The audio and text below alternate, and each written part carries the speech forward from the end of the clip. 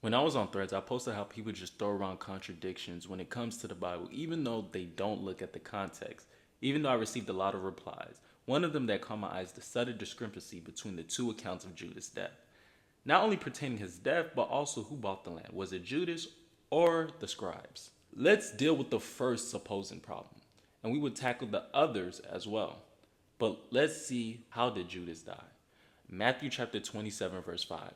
And throwing down the pieces of silver into the temple, he departed and he went and hanged himself. Or Acts chapter 1, verse 18. Now this man acquired a field with the reward of his wickedness, and falling headlong, he burst open in the middle, and all his bowels gushed out. This doesn't seem like most of an issue because it could be simple, as Judas did hang himself. But Acts chapter 1, verse 18 goes a little further by giving us the aftermath of what happened to Judas when he hanged himself. There's ways of understanding this without shouting contradiction. Acts can be simple as just showing the aftermath of when Judas hanged himself. Now let's deal with the second half, which seems difficult for people to swallow. Is who bought the land? Was it Judas or the scribe? Let's read the biblical passage. Matthew chapter 27, verse 5 to 8. Throwing down the pieces of silver into the temple, he departed, and he went and hanged himself. But the chief priests, taking the pieces of silver, said, "It is not lawful to put them into the treasury, since it is blood money." So they took counsel and bought with them the potter's field as a burial place for strangers. Therefore that field has been called the field of blood to this day. Or let's read Acts chapter 1, verse 18. Now this man acquired a field with the reward of his wickedness, and falling headlong, he burst open in the middle, and all his bowels gushed out. When you compare it side by side, Matthew discusses how the chief priests took the counsel and they brought the potter's field, while Acts chapter 1, verse 18 says that Judas acquired the field. Some translations say purchase. So the question at hand is, who bought this land? Someone said that the argument that Christian gives to supposedly answer this question, which I haven't heard no one say this, but I could see how it could be viewed like what they're saying. But they came to conclusion by saying the priest brought the land in Judas' name, which I disagree, and I'll give the proper context to this. So the question at hand is, who bought the field?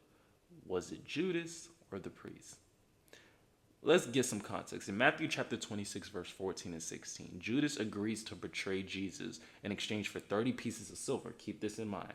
This money is now legally and morally tied to Judas because it was given to him in a transaction for the act of betraying Jesus. Judas still bears the moral and legal responsibility because there are times where actions often extend beyond who physically performs it.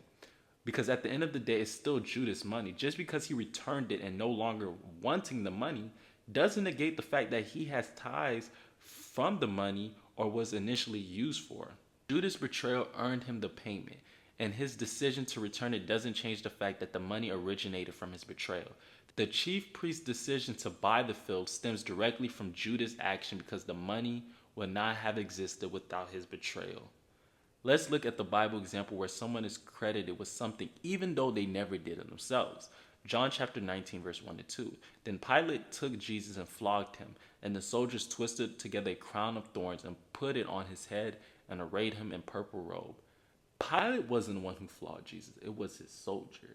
But he's get the credit for doing so because he's the one who gave them commission to do so.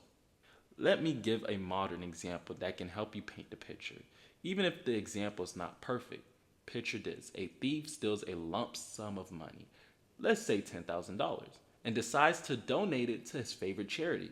And the charity decides to use that money to buy land so they could build facilities on the newly bought land.